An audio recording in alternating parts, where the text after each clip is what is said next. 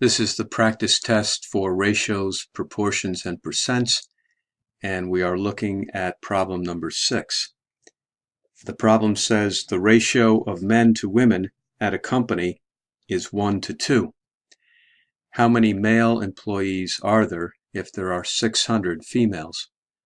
Round your answer to the nearest whole number. So we want to use a proportion to solve this problem. And in a proportion problem such as this, the first sentence always gives us the first rate or ratio in the proportion. And it tells us the ratio of men to women is 1 to 2. So we have 1 man to every 2 women in this company. And then the second sentence gives us one of the pieces on the other side of the proportion. We are told there are 600 females or 600 women, and the question is, how many men are there? Now, we need to make sure that we put men on the top on both sides and women on the bottom on both sides.